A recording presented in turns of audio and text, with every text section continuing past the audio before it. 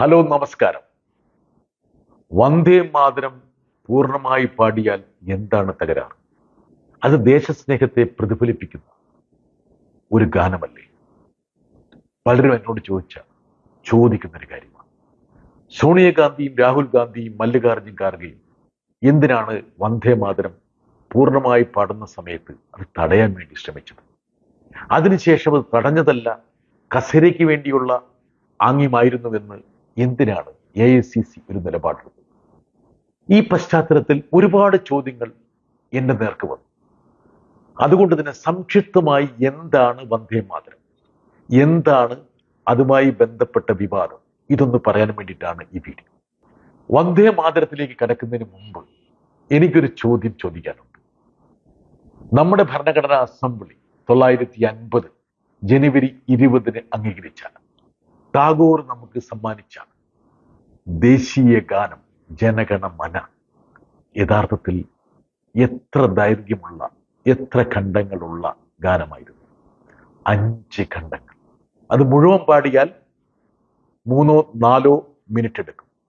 ഭാരതോ ഭാഗ്യ വിധാത എന്നുള്ളതായിരുന്നു ആ കവിത. പക്ഷെ നമ്മൾ ദേശീയ ഗാനമായി തിരഞ്ഞെടുത്തത് ഒറ്റ ഖണ്ഡികയാണ്. 52 സെക്കൻഡ് മാത്രമുള്ള ഖണ്ഡിക. എന്തുകൊണ്ടാണ് മറ്റു ഖണ്ഡികൾ നമ്മൾ പാടാത്തത്? അതേക്കുറിച്ച് ആരും ചോദിക്കുന്നില്ലല്ലോ. ഇതാണ് വന്ദേ മാതരവുമായി ബന്ധപ്പെട്ട വിവാദങ്ങൾക്ക് ആദ്യം പ്രതികരിക്കാൻ ഒരുപക്ഷെ എൻ്റെ മനസ്സിൽ വന്ന ഒരു ഘടകം. ഇനി ഞാൻ വന്ദേ മാതരത്തിലേക്ക് വരാം.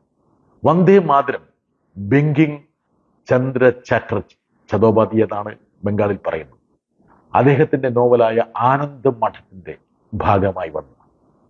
ആ കാലഘട്ടത്തിലെ ബംഗാളിലെ ഹിന്ദു മുസ്ലിം കലാപത്തിന്റെ പശ്ചാത്തലമാണ് യഥാർത്ഥത്തിൽ ആ നോവലിന്റെ ഇതിവൃത്തം. ഒരുപാട് മുസ്ലിം വിരുദ്ധ പരാമർശങ്ങൾ ആനന്ദ മഠം എന്നുള്ള നോവലിലുണ്ട്. അത് മാത്രമല്ല, ആ വന്ദേ മാതരത്തിന്റെ അവസാന ഖണ്ഡികളിലൊക്കെ ഒരുപക്ഷെ ഒരു ശരാശരി ഇസ്ലാമിന്റെ വിശ്വാസത്തിന് ചേരാത്ത രൂപത്തിലുള്ള ഹിന്ദു ദേവതകളുടെ ഒരു വർണ്ണനയുണ്ട്. അപ്പോൾ ഈ വിഷയം സമഗ്രമായിട്ട് ചർച്ച ചെയ്യും. ടാഗോറാണ് ഇതിനൊരു സംഗീത ആവിഷ്കാരവുമായിട്ട് മുമ്പോട്ട് പോയ ആൾ. അദ്ദേഹവും ഇക്കാര്യത്തിൽ ഇടപെട്ടു. 937 കൽക്കത്ത കോൺഗ്രസ് പ്രവർത്തക സമിതി, ആരൊക്കെയാണെന്നറിയോ അവിടെ ആ പ്രവർത്തക സമിതിയിൽ പങ്കെടുത്തത്? മഹാത്മാഗാന്ധി, സുഭാഷ് ചന്ദ്രബോസ്, ഇന്ന് BJPക്ക് ഏറെ ഇഷ്ടമുള്ള ബഹുമാനിക്കുന്ന സർദാർ പട്ടേൽ, നെഹ്റു, അങ്ങനെ എല്ലാ യുഗപ്രഭാവന്മാരും ആ ഒരു കൽക്കട്ട പ്രവർത്തക സമിതിയിലുണ്ടായി. അവരാണ് 2 സ്റ്റാൻസ് മതി എന്ന് തീരുമാനിച്ചത്. എന്താ കാരണം? ദേശസ്നേഹവുമായി ബന്ധപ്പെട്ട ഒരു കാവ്യവും അല്ലെങ്കിൽ ഒരു ഗാനവും ആൾക്കാരെ ഭിന്നിപ്പിക്കാൻ ഒതുങ്ങുന്നതായിരിക്കണം, ആൾക്കാരെ ചേർത്ത് നിർത്തുന്നതായിരിക്കണം. അതുകൊണ്ട് തന്നെ ഏതെങ്കിലും വിഭാഗത്തിന് എന്തെങ്കിലും വിമ്പിഷ്ടമുണ്ടെങ്കിൽ അതിനെ ദേശസ്നേഹത്തിന്റെ ആ മൂശയിലേക്ക് ഇട്ട് നിർബന്ധമായിട്ടുള്ള ഒരു പ്രക്രിയയ്ക്ക് വിധേയമാക്കരുത് എന്ന് നമ്മുടെ രാഷ്ട്രശില്പികൾ ചിന്തിച്ചു. അതല്ലേ ശരി? അങ്ങനെയല്ലേ ഭരണഘടനാ അസംബ്ലിയും ഇക്കാര്യത്തിൽ ഒരു ധാരണ ഉണ്ടായത്? പിന്നെ എന്തുകൊണ്ടാണ് BJP ഇത് മുഴുവൻ പാടണമെന്ന് നിഷ്കർഷിച്ചത്? എന്തുകൊണ്ടാണ് ജനഗണമന നമ്മൾ പൂർണ്ണമായും പാടാത്തിരിക്കുന്നത്? ഇതൊക്കെ നമ്മുടെ മനസ്സിലേക്ക് വരേണ്ട കാര്യമില്ലേ? ഇനി BJP നമുക്ക് ദേശസ്നേഹം വിളമ്പുമ്പോൾ മനസ്സിലാക്കേണ്ട ഒരു കാര്യമുണ്ട്. നമ്മുടെ അശോക ചക്രത്തെ എതിർത്തവരല്ലേ? ബുദ്ധിസ്റ്റ് പാരമ്പര്യമാണ് അതിൽ പ്രതിഫലിക്കുന്നത്, അത് അംഗീകരിക്കാൻ പാടില്ല എന്ന് പറഞ്ഞവരല്ലേ? നമ്മുടെ ത്രിവർണ്ണ പതാക അംഗീകരിക്കാത്തവരല്ലേ BJPക്കാരും RSSകാരും? എപ്പോഴാണ് അവർ അംഗീകരിച്ച് തുടങ്ങിയത്? നമ്മുടെ ഭരണഘടനയിൽ മനുസ്മൃതി ഇല്ല എന്ന് പറഞ്ഞ് അതിനെ തള്ളണമെന്ന് പറഞ്ഞവരല്ലേ RSSകാര്? ഓർഗനൈസറിന്റെ ആ കാലഘട്ടത്തിൽ ഇറങ്ങിയ പതിപ്പുകളൊന്ന് പരിശോധിക്കുക. ഞാൻ തീൻമൂർത്തി ലൈബ്രറിയിൽ നിന്ന് പരിശോധിച്ചിട്ടുണ്ട്. ഇന്ത്യൻ ഭരണഘടനയ്ക്കെതിരെ അതിനിശിതമായി വിമർശനം അഴിച്ചുവിട്ടവരല്ലേ ഇവരൊക്കെ?